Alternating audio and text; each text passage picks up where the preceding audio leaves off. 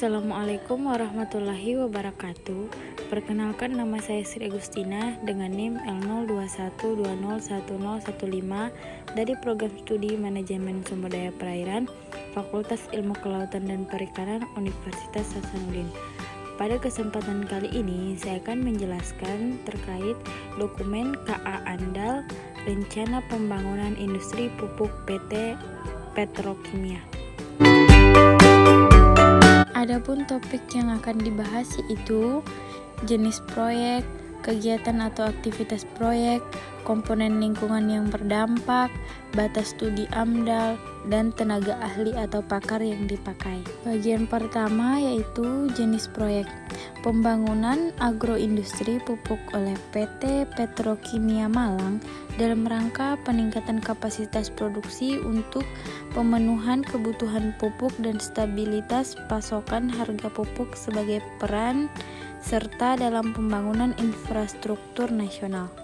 Analisis mengenai dampak lingkungan rencana agroindustri pupuk oleh PT Petrokimia Malang antara lain dilaksanakan didasarkan pada Undang-Undang Nomor 32 Tahun 2009 tentang Perlindungan dan Pengelolaan Lingkungan Hidup, Permen LH Nomor 16 Tahun 2012 tentang Pedoman Penyusun Dokumen Lingkungan Hidup, dan Permen LH Nomor 5 Tahun 2012 tentang jenis rencana usaha dan atau kegiatan yang wajib memiliki analisis mengenai dampak lingkungan hidup. Bagian kedua yaitu kegiatan atau aktivitas proyek.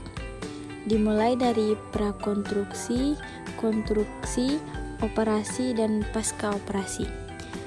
Berbagai permasalahan yang muncul sehubungan dengan aktivitas proyek atau persengketaan lahan yang terjadi memerlukan peranan lembaga formal dan non-formal.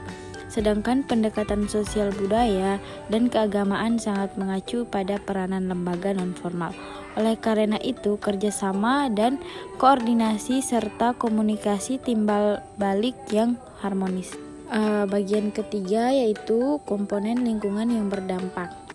Rencana pembangunan industri pupuk ini dapat menimbulkan dampak positif maupun negatif terhadap lingkungan, baik komponen lingkungan geofisik, kimia, biologi, sosial ekonomi, dan budaya, serta kesehatan masyarakat.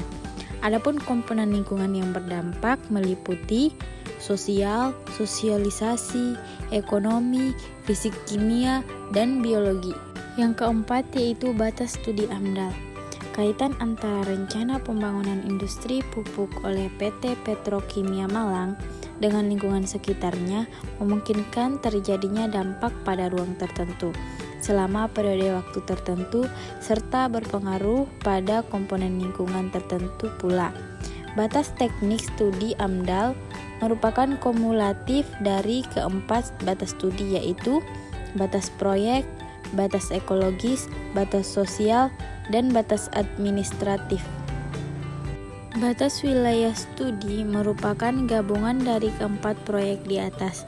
Batas wilayah studi terdiri dari 5 wilayah desa yaitu Desa Ngijo, Desa Ngenep, Desa Girimoyo, Desa Ampel Dento, dan Desa Kapuharjo. Bagian kelima yaitu tenaga ahli atau pakar yang dipakai. Keperluan rekrutmen tenaga kerja ini terdiri dari tenaga ahli khusus, sedang, dan tenaga ahli kasar, seperti operator alat berat, tenaga ahli konstruksi, dan pengawasan. Adapun susunan anggota tim penyusun AMDAL yaitu Dr. Helmi Wahyu Saputra MT sebagai ketua tim, Ir Arfananda Prasetyo Siregar MT sebagai ahli kualitas udara, Krishna Artnan Sitorus ST MN ahli tata lingkungan, Rosi Apriliani Evita ST MN ahli tata ruang, Wildan Rahman Ghazali sebagai ahli transportasi darat, Resma Wijayanti sebagai ahli kesehatan masyarakat, Ahmad Maulida Rizki ahli biologi, Septiana Sabina sebagai ahli geologi, Kiki Firda Asrini sebagai ahli hidrologi, Adinda Rati Manunggaling sebagai ahli sipil, Ruth Beatrix Bosawar sebagai ahli kimia, Revindo Kurniawan sebagai ahli sosial, ekonomi dan budaya, Puspita Rizky Yunia sebagai asisten tim ahli, dan Diajeng Setianing Pratiwi sebagai asisten tim ahli.